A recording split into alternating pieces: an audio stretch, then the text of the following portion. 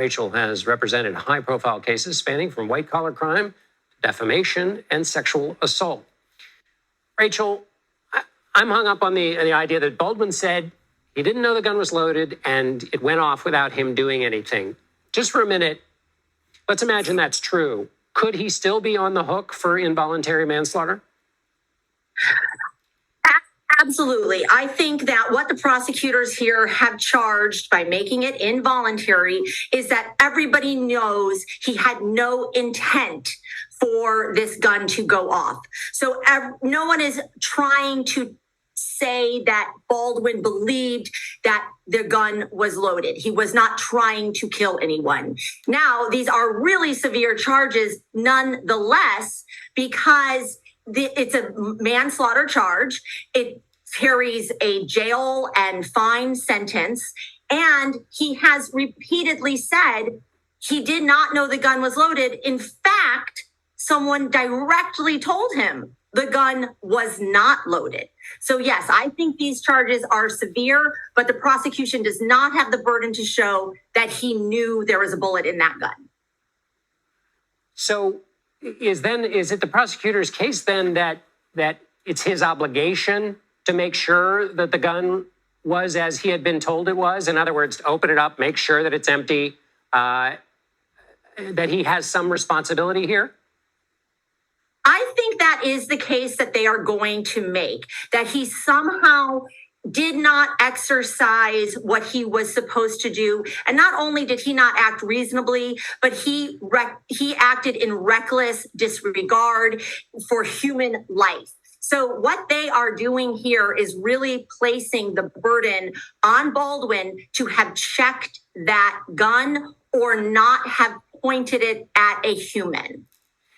And what do you think Baldwin's defense case will be, since it seems, will he just say more emphatically, I didn't know it was loaded and I didn't know it was going to go off? Or is there some other way that he can either defend himself, or is the smart thing here to try and seek some kind of a deal?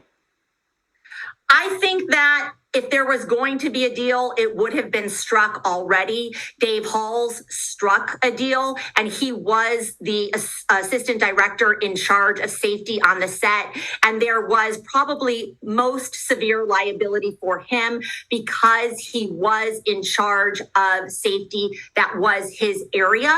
So as to Baldwin, I think he will stick with the line of, why would I feel like it wasn't why would I feel the gun was loaded when the armorer was there telling me it wasn't loaded?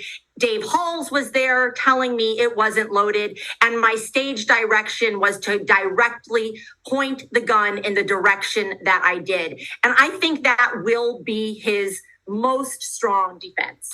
And do you think, Rachel, that it hinges on, so let's imagine, for example, we're at a firing range and the firing instructor tells me the weapon is not loaded. Well, if I pointed it at somebody and pulled it at the trigger and it was loaded, that would be on me. So is there something about the nature of a movie set, something about the expertise of the weapons handlers and the role they play, that Baldwin would have to kind of load up with special significance that would suggest sort of their word was worthy of him not checking to see whether the gun was loaded? In so many ways, you're exactly right. This is a workplace safety violation. This is a workplace safety incident. And so there are workers in charge of various safety elements.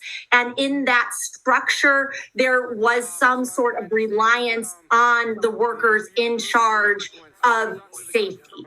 So that's where he will rely. And he has said time and time again, his producer credits had nothing to do with safety. There were other people on the set in charge of safety, and it wasn't him. And I believe the New Mexico state agency in charge of workplace safety that did the investigation found as much. So that will be his defense. It's a fascinating case. Rachel Fiset, thank you so much for being with us. Thank you.